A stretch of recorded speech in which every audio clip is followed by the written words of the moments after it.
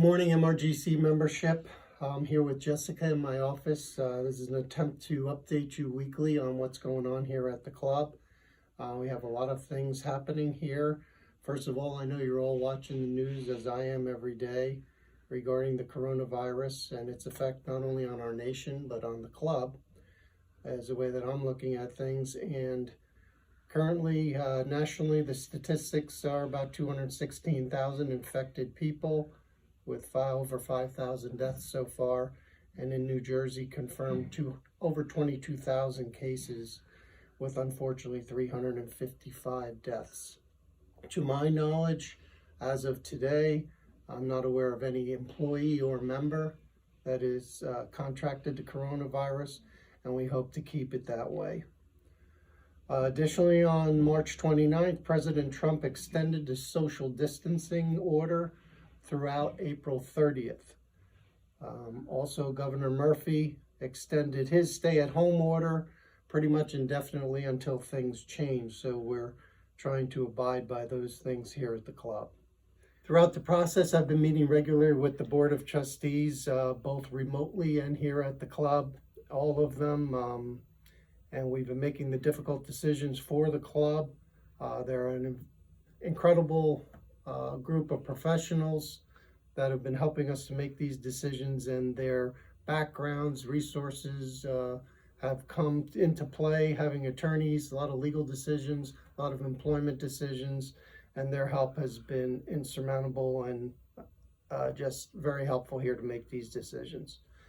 I've been getting a lot of questions about our employees, what's happening with our employees, and I can tell you that when this culminated and started here, it didn't culminate yet, but it began at the club on Friday the 13th of March. How coincidental is that?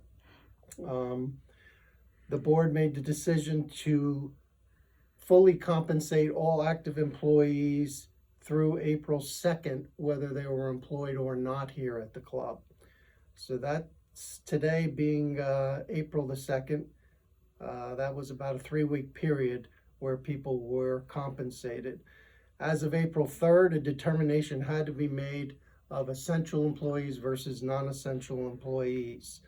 I will inform you that 34 employees were deemed essential, and the rest were deemed non-essential at this time, and they were put on a furlough.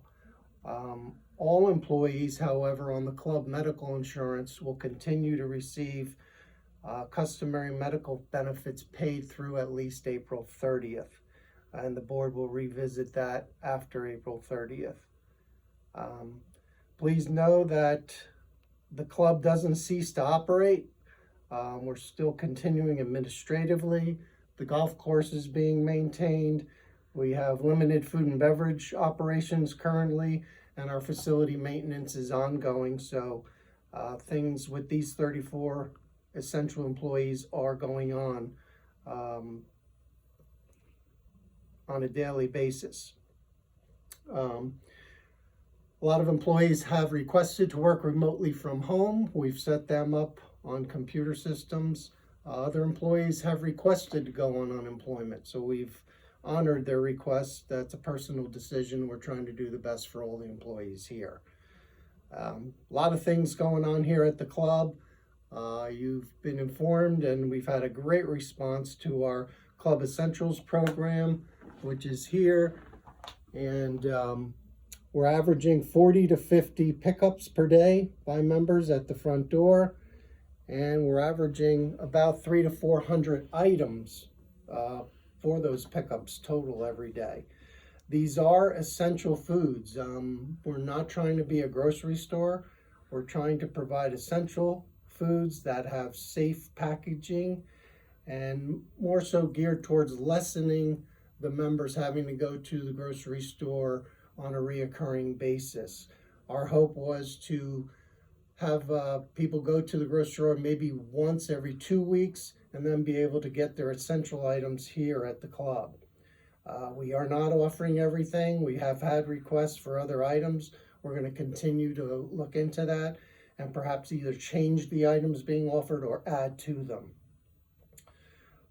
In addition to that, We have Easter offerings. We're offering 3 different packages for Easter dinner: a Chateaubriand package, a rack of lamb package, and a honey ham package. These are complete dinners serving up to 8 to 10 people.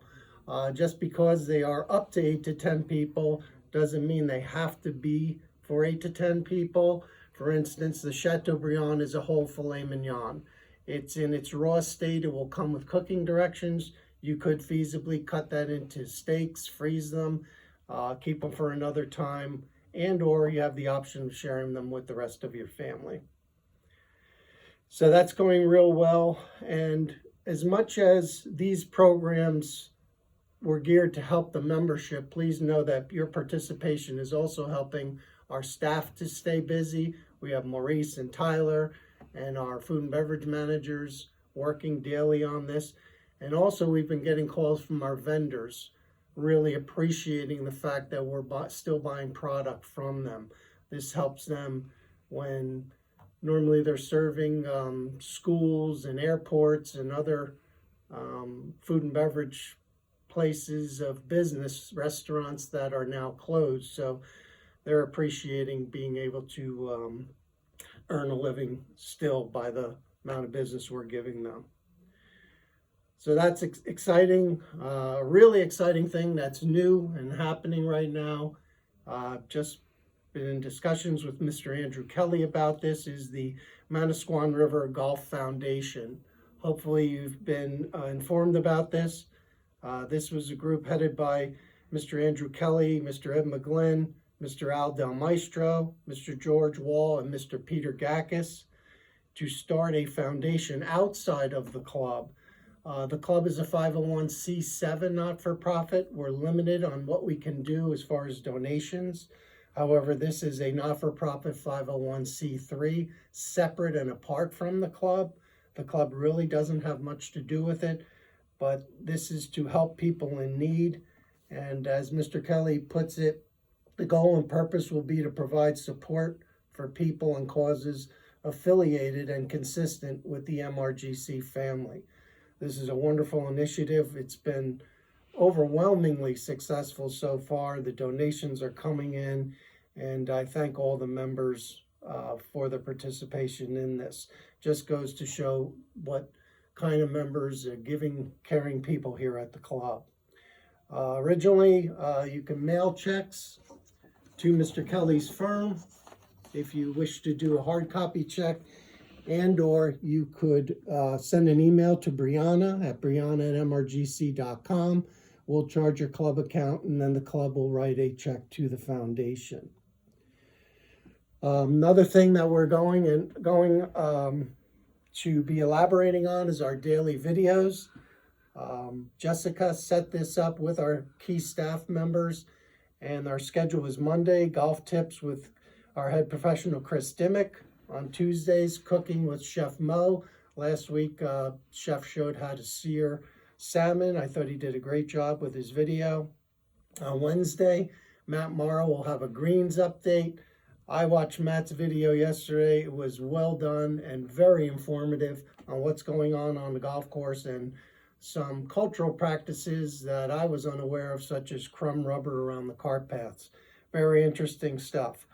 On Thursdays, we'll have Cocktail Corner with Jared. So maybe while you're enjoying some of your Club Essential food and barbecuing that steak out on the grill, you can make some interesting cocktails and have a good time with that. And then, of course, on Fridays, I'm going to try to update you on things that are happening here at the club. With that being said, I'd like to thank all the members that have been sending emails to me, appreciative of all the efforts of the club, not just myself, but on the behalf of the Board of Trustees. We all are trying to work together to get through this as best as we can. It's not a perfect world. We're learning as we go, all new techniques, all new ways of operating, and we're not sure even after we're able to resume operations what the new normal will be.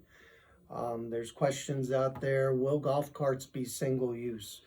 Will caddies have to be in PPE, personal protective equipment, for the beginning when we resume golf? How far will social distancing affect the club? will we have to move our tables at least 10 feet apart and limit the number of people in each dining room? We don't know. These are all unknowns, and we'll have to deal with that as they come about us. The main thing is, and the main goal throughout this, our ultimate goal is to have no fatalities in our MRGC families. And our MRGC families are members as well as our staff members and their families and your families.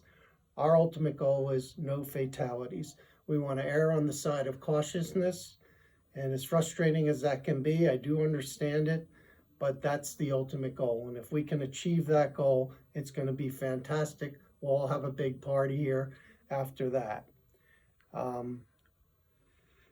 So even doing our part, we all have to do our part throughout that. And even if doing your part means staying home in your house, please understand that that is protecting yourself, your loved ones, and everyone else you come in contact with.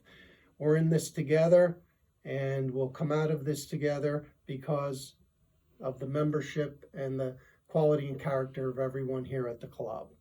So until next week, be well, stay safe, and thank you for all your patience and understanding throughout this ordeal.